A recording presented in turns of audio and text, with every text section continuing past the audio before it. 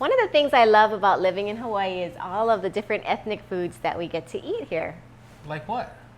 I like kalbi, pancit, oyakudonburi sushi, and malasadas. So I asked Keone if he could teach us how to make malasadas today. Here's the deal. I'm not a pastry chef. So what I did was I talked to our company's pastry chef, Rick Chang, and he's given us his personal recipe, and that's the recipe we're going to do today. Great. The first thing we're going to do is make the dough. We're going to let it rise, and we're going to come back, and then we're going to fry the dough and make the malasadas, okay? Okay. But to start, we want to get some yeast going. So here we have some warm water. Go ahead and add the yeast and the sugar together and stir that up.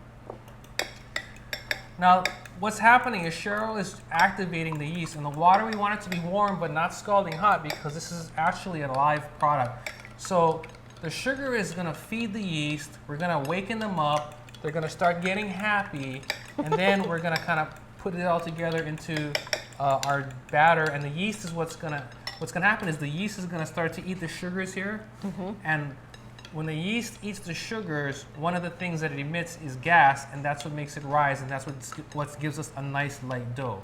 Oh. Makes sense, or? Yes. Okay. So is this happy? That looks pretty. There's a couple little lumps, so you want to work those out. Now, while she's working the lumps out, I have eggs that I've already beat. I'm going to add a little bit of water, and I have evaporated milk that we're going to put together. So in much the same way that you make many recipes, we're combining the wet and the dry, and then we're going to bring them together. That looks really good. Now, I have sugar that we're going to add to our dough here. And what I'm doing is I'm kind of mixing it just to get it incorporated lightly. And then I'm going to make a well. Oh, okay. And so what a well is, it's sort of a cavity or a crater in the flour that we're going to put our wet ingredients in. And so I'm going to start by putting this is the evaporated milk, water, and egg. Go ahead and pour your yeast on top of this. And why do you need to create the well? Why can't you just pour it in?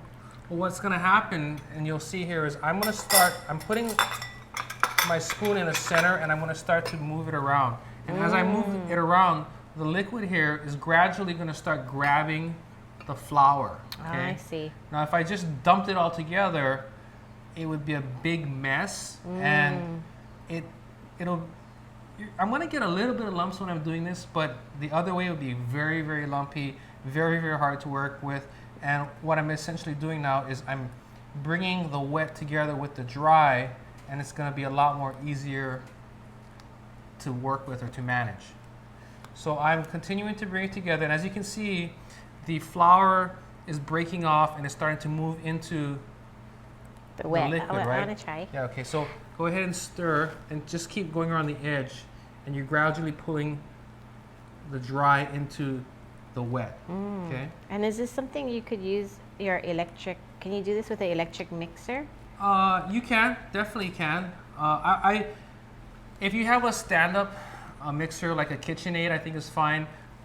The thing that I would be concerned about is if you use a hand blender, I would say to use maybe one of the attachments, not both, because the concern that you have is if you overbeat this, it can become very tough. So I'm also trying to just get this to come together without it becoming tough. Oh. Does that make sense? Yeah, okay, I don't want it to get Okay, tough. so we're pretty close, and I'm just going to scrape the sides, and I'm going to bring it together. I'm starting to work it a little bit here. It's getting a little bit tough. No. If it was tough, it would be a big, tight ball, and it would be very elastic. It's still very relaxed right now, so I think we're definitely okay here. But it's kind of lumpy. Yeah, we're going to work all those out. So I'm going to keep stirring this. Now keep in mind, on this batter that we're doing, or this dough, some small fine lumps are okay. It's kind of like when you're making, you've made pancake batter before?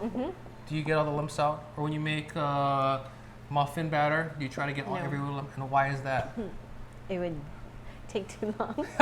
Well, the reason honestly is because those work themselves out, and if you overwork it, It gets tough. tough. Exactly.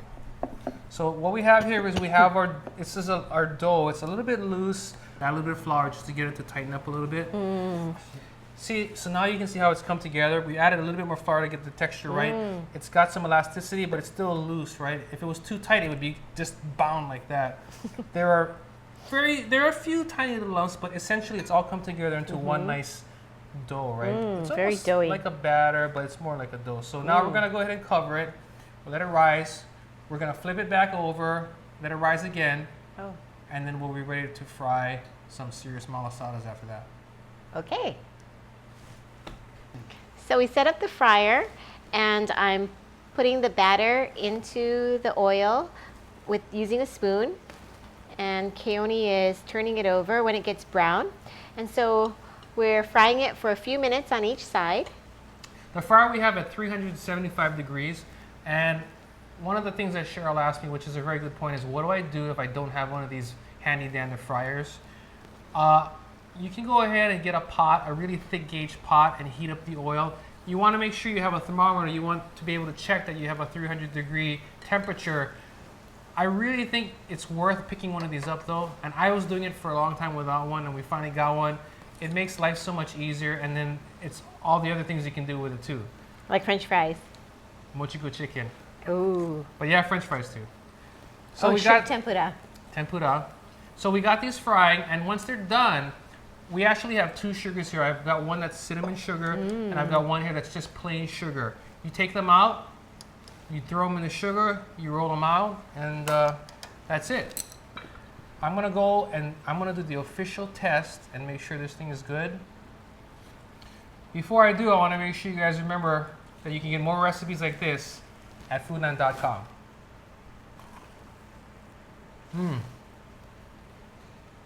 Awesome.